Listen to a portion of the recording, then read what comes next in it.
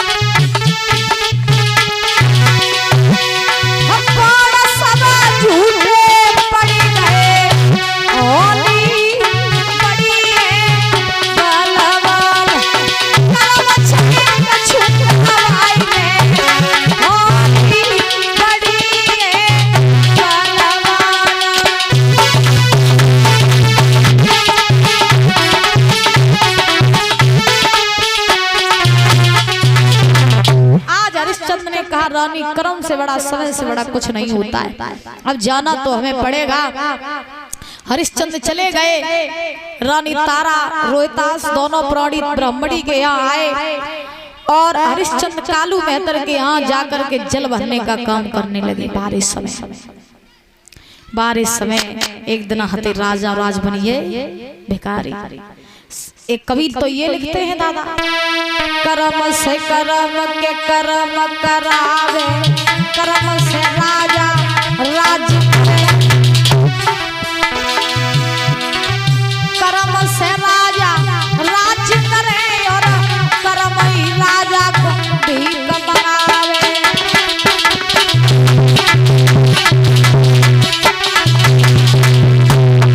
जी तो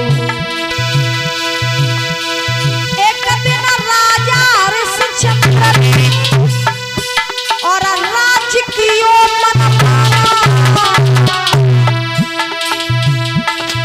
एक दिन राजा हरिश्चंद्र ने मरो में घर पानी।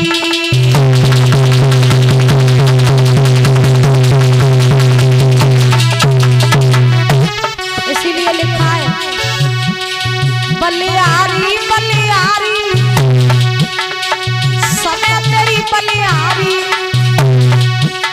और राजा से हुई है बेकारी समय तेरी बलिहारी।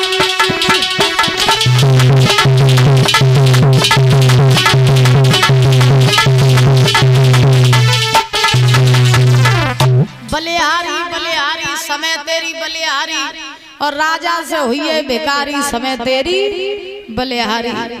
एक दिन राजा हरिश्चंद्र ने राज कियो मनमाना, और एक दिन राजा हरिश्चंद्र ने भरो मेहतर घर पानी। आज ध्यान रखना, कालू मेहतर के यहाँ जाके जल भरने का काम करने लगे। हरिश्चंद्र तारा ब्राह्मणी के यहाँ भोजन बनाने का काम करने लगी। कालू मेहतर ने हरिश्चंद्र के भोजन के लिए दुकान नियुक्त कर दी। कहा राजन, जब तुम्हें भूख लगा करे तो तुम इस दुकान पर आया करना, भोजन कर जाया करना। हरिश्चंद्र बोले ठीक है। हरिश्चंद्र जैसे ही भोजन करने के लिए बैठते हैं, विश्वामित्र को तसल्ली नहीं हुई। कहीं किसी का रूप बना लेते, कहीं किसी का रूप बना लेते और हरिश्चंद्र के सामने बैठ जाते। हरिश्चंद्र जब भोजन कर, जैसे ही रोटी का महाराज निवाला तोड़ते हैं, मुख में महाराज रखने ही वाले होते हैं, तब तक नजर पहुंचती है कि जी भूखा बैठा है।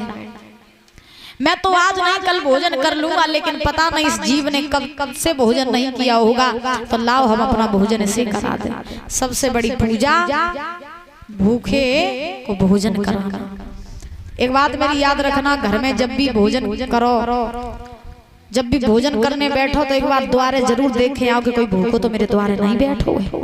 अगर भूखो द्वारे बैठो है तो सबसे पहले बाय खवाओ, फिर तुम खाओ। ये सबसे बड़ी पूजा है, भूखे को भोजन कराना। आज हरिश्चंद्र भोजन खुद नहीं करते, उस जीव को करा देते। दादा मालूम है, एक दिन नहीं, 2 दिन नहीं, 3 दिन नहीं, 1 महीना बीत गया, हरिश्चंद्र ने भोजन किया। 1 महीना। अब सोचो जो आदमी 1 महीना तक न खाए, बाकी दशा का हो, जर्जर स्थिति हो गई, कमजोर स्थिति हो गई, चला जा नहीं रहा है, आंखों से कम दिखाई देने लगा। एक दिन कालू मेहतर ने घड़ा दिया और कहा ये लो जल भर लाओ। हरिश्चंद्र बेचारे डगमगाते हुए घड़ा सर पे रखा है, पहुंचे हैं नदी पर, घड़ा भर लिया।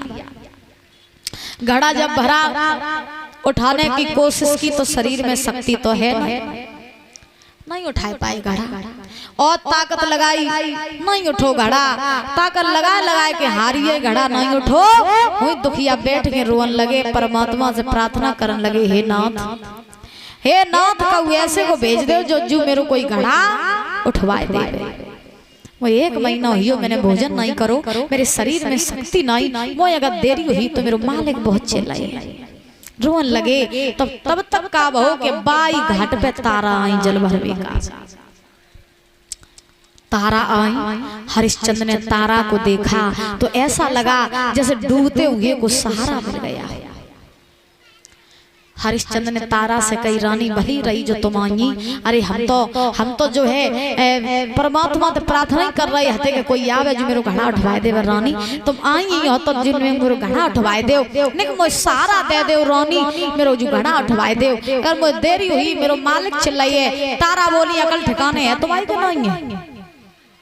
हरिश्चंद्र बोले क्यों? तारा ने कहा अरे तुम जो घड़ा भर रहे हो वो मेहतर के यहाँ का है, और हम जो घड़ा भर रहे हैं वो ब्राह्मणी के यहाँ का है। तुम्हारा घड़ा उठवाने की तो छोड़ो, हम तो तुम्हारा घड़ा छुएंगे भी नहीं। हरिश्चंद्र के पैरों तले जमीन खिसक गई। हरिश्चंद्र ने कहा वाह रानी तारा, क्या तुम मेरी बही रानी हो जो एक दिन तुम हमारे दुख में बिक गई थी, आज तुम धर्म में फंसी है? धर्म में? तारा ने कहा महाराज जो भी हो, हम तुम्हें देखो तुम वो घड़ा न छुए सकत न उठवाए सकत, लेकिन हाँ इतना जरूर है कि हम तुम्हें अकल बता सकते हैं। अकल कैसी? तो तारा बोली सुनो हम तुम्हें बताएं।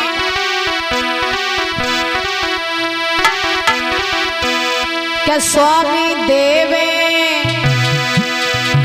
और अकल बताई,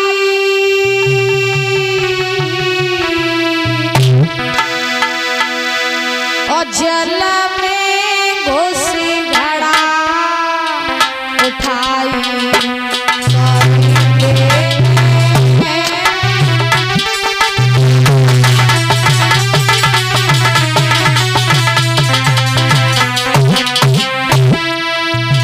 तारा बोली ऐसा करो गहरे जल में घुस जाओ, और जब तुम गहरे जल में घुसोगे जल की लहरें जब तुम्हारी तरफ आएगी तो घड़ा अपने आप तुम्हारे सर पे आ जाएगा। स्वामी देव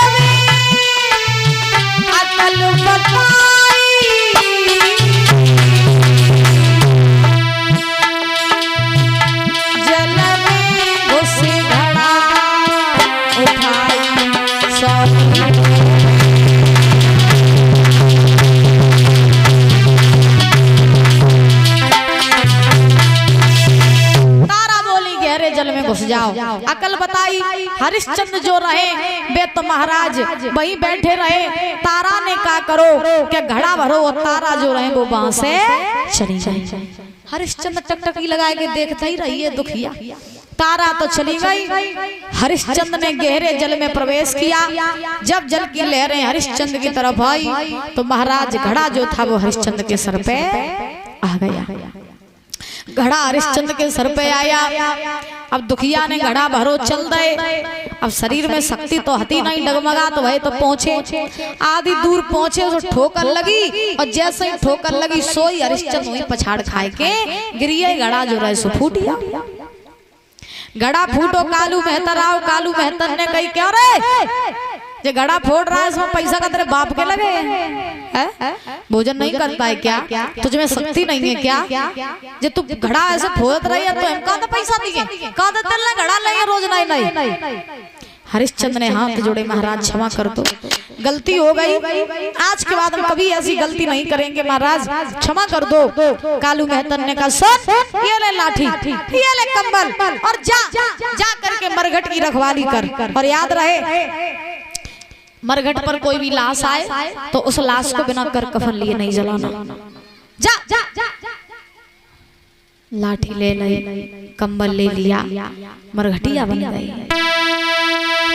कभी कहते हैं सदा दिन एक से किसी के न गुजरते देखे, इंसान दुनिया में चढ़ते उतरते।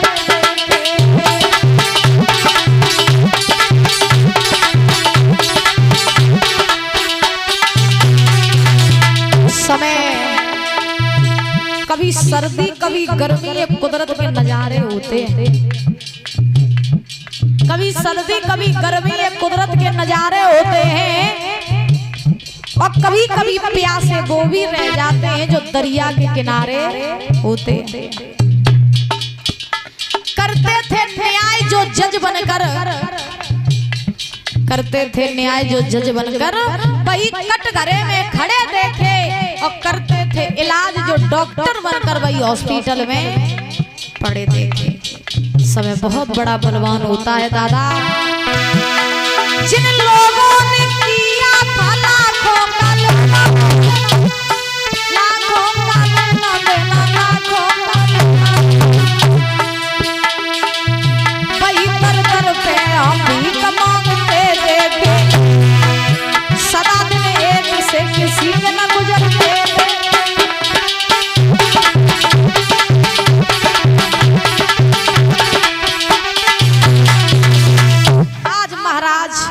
हरिश्चंद्र मरघटिया बन गए हैं। मरघट पर जा करके कोई भी लाश आती है बिना कर कफन लिए नहीं जलाते। और इधर तारा ब्राह्मणी के भोजन बना रही है। एक समय की बात, ब्राह्मणी ने तारा से कहा कि देख तेरा बच्चा सब दिन बच्चों के साथ खेलता रहता है, इसे भेज दे और पूजा के लिए बगिया से फूल मंगवा ले। तारा ने कहा ठीक है। तारा ने महाराज रोहित से कहा है बेटा जाओ और बगिया से फूल तोड़ लाओ। रोहित के हाथों में डलिया पकड़ा दी। और डलिया पकड़ाने के बाद में आज महाराज क्या हुआ कि तारा ने कहा बगिया से फूल तोड़ लाओ। रोहित ने कहा माँ बस मैं अभी गया और अभी आया। डलिया लेकर के रोहित चले हैं क्या बात की बात में ले डलिया चलो है कुमार।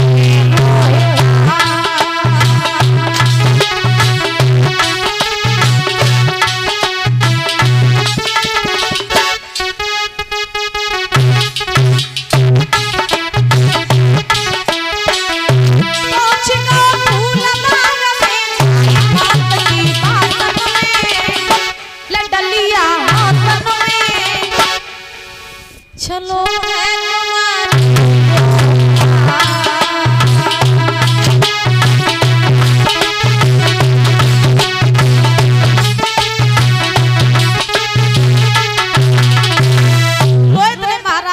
ले ली है, बगिया में पहुंच गए।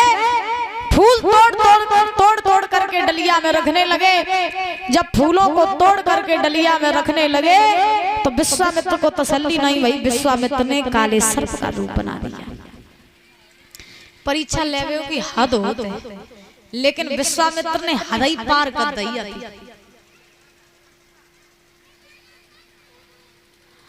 तो आज महाराज काले सर्प का रूप बनाया, फूल में जाकर के छिप गए। रोहित ने जैसा ही फूल तोड़ने के लिए हाथ बढ़ाया, वैसे ही रोहित की उंगली में डस लिया।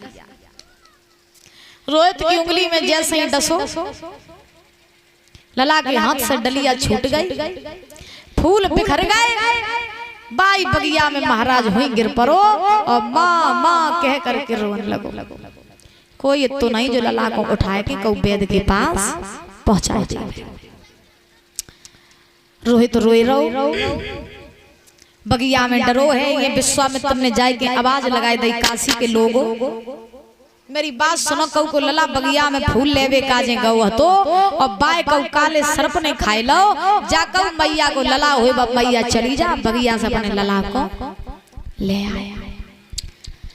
तारा भोजन बनाए रही अति रसोई में। सो मैया के कानन में जैसे ही आवाज पड़ी कि काऊ को लला, तो मैया के दिमाग में झटका लगो है, मेरो ही पूत बगिया में गौ तो। ऐसा लगा जैसे कलेजा फट गया। मैया ने सोची आई मेरो ही लला बगिया में गौ तो, शरीर में तो प्राण निकल आए। दौड़ के आई ब्राह्मणी के पांव पकड़ ले, मैया मैं लला बगिया में फूल लेने गौ तो भाई काले सर्प ने खाई लो। तुम कहो तो हम चले जा अपने लला को ले आए। मोय अगर देरी हुई मैया मेरे पूत नहीं बचे। और जो जब बात कही तो ब्राह्मणी ने कहा ललकार करके बोले, जब खाना बना जाकर के घर का पूरा काम छोड़ कहीं की काम से बचने के लिए बहाने ढूंढती रहती है, जा पूरा काम कर। दुखिया रसोई में आई, रसोई में आई के भोजन तो बनाने लगी। मंडरो है लला के पास के कहूँ ऐसो ना हो कि मेरे पूत मर जाए।